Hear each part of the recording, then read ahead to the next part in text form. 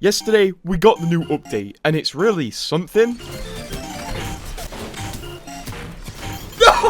What the f?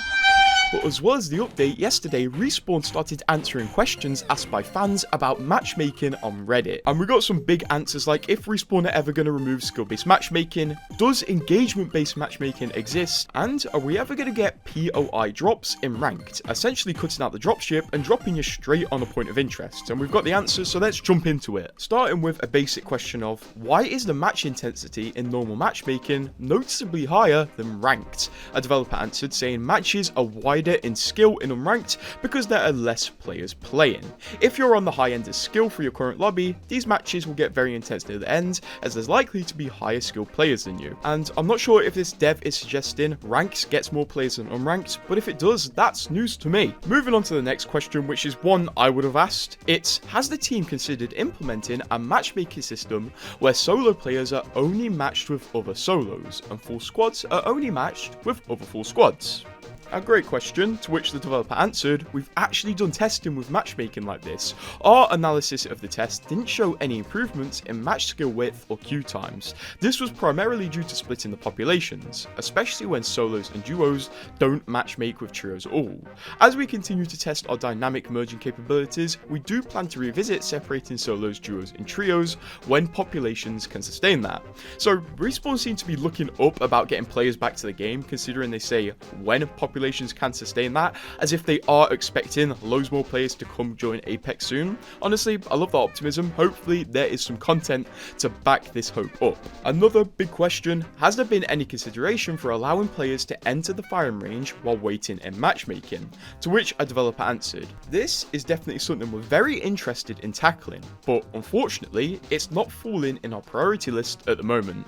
This year in particular, some of our priorities include looking into improving our matchmaking experience for players and improving on the solo queue experience, and also better ranked reward and progression, which is a good response from the developer. And to be fair, they have been working on these, but they haven't really worked too much on ranked, which makes me wonder, maybe next season we get a big ranked overhaul where we get a new matchmaking system, a new scoring system, and new rewards. Rewards in ranked would definitely attract players to check out whatever new progression Respawn adds, so I'm excited to see what the future holds because I have not touched ranked in years. And honestly, it feels like probably since like season 13, ranked hasn't changed much. Another question is there a particular reason why skill-based matchmaking isn't applied in Mixtape? To which the developers responded, we actually tried using a skill-based approach to Mixtape, but due to the lower population, it just artificially inflated queue times without providing tighter skill matches. For now, we're going to keep the matchmaking in Mixtape based on your recent damage in the particular game mode,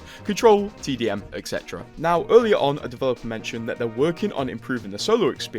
So somebody asked, how are you planning on doing this? To which a developer responded, we are looking at a bunch of options on how to improve the solo queue experience, but our least favourite and least feasible options are to make a dedicated solo queue and to create different RP economy for solo queue players. The first separates our players into two very distinct playstyles and will dramatically increase wait times, especially at the end of high play for solo queue players. The second creates a lot of complexity in our RP economy, which can easily unbalance where the overall distribution of player ranks fall and create more of a gap between players' actual skill and their RP values. This can lead to poor match experience based on skill gap, even though some players have the same rank tier.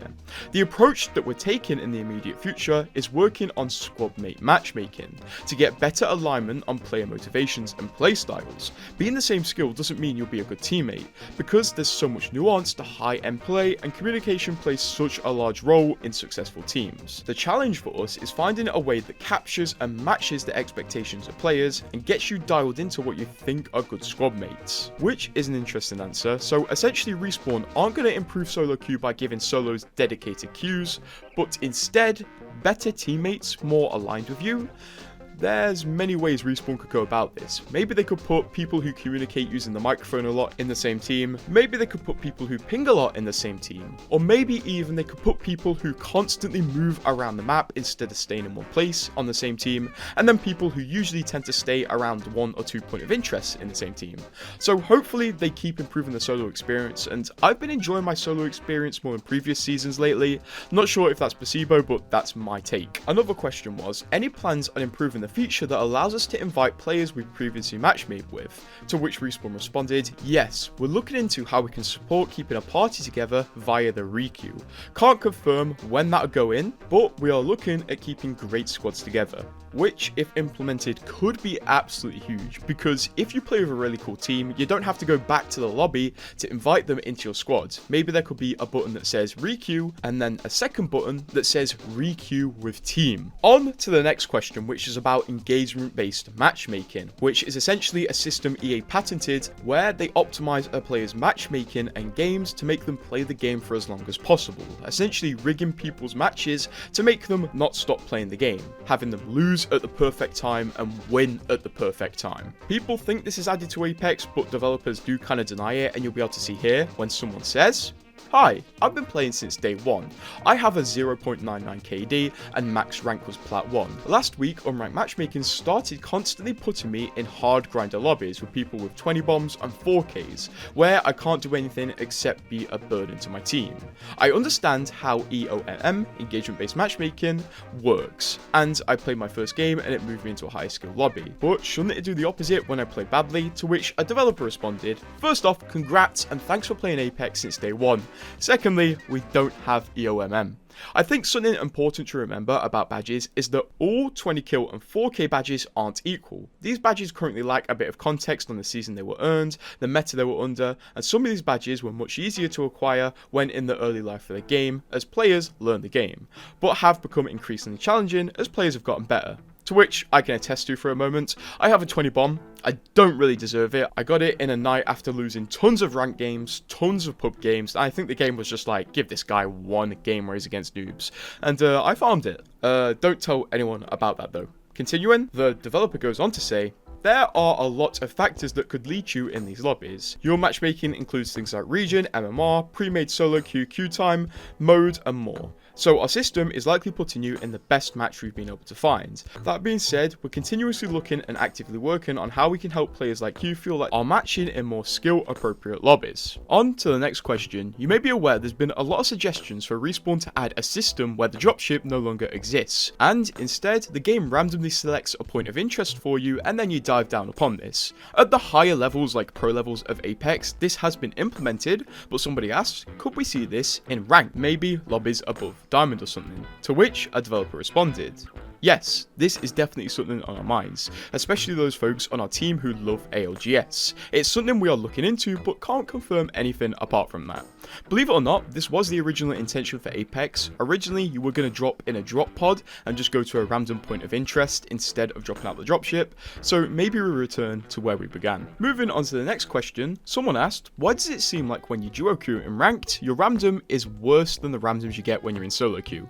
Which I can attest to, it genuinely feels like this is real. To which a developer responded, the matchmaking system is the same for both situations. As these are random players, I would expect there to be a high variance in their playstyle and motivations, none of which align with yours. Honestly, still, I believe if you duo queue and ranked, they give you an especially bad teammate to carry. I believe this is real, but we'll go with what the dev said. The next question asks what we've all been thinking for a long time. Are there any plans on actually removing skill-based matchmaking or changing the matchmaking in pubs to a more casual audience-friendly system? Maybe like matchmaking based on kills and tracking IP so it prevents smurfing. I'm just throwing something out here. The dev responded by saying, unlikely we'll move away from skill-based matchmaking. The data on our end shows without skill-based matchmaking we'll have widely imbalanced lobbies. This can sometimes be a fun experience for players at the top end of the skill spectrum as they can dominate lobbies, but for everyone else, they're having a very poor experience. That being said, we're always evolving how matchmaking is working under the hood to help create a better experience, not just in unranked, but all our game modes, across skill bands. And for our final question, this actually plays into the player count of Apex a bit, with somebody asking, since the skill-based matchmaking mechanism causes matches to become increasingly unbalanced with fewer players, what measures could be taken to bring back more people to play? To which a dev responded, this is a great question. There are a wide range of initiatives the team is tackling to bring more players or bring back new players. I can't speak on the team at large, but from the matchmaking side of things, our goal is to improve the matchmaking experience for players of various skill bands and also specifically look into tackling an improved experience for players who solo queue. We believe believe by tackling these, we'll address some of the main concerns in our community around matchmaking and create a healthier environment to play in for new players and vets. We're also bringing in bots for our lower skilled lobbies to help protect newer, lower skilled players and help them grow into high skilled players. And those are the interesting questions from this AMA, but for a big video tomorrow showcasing a new animation, subscribe.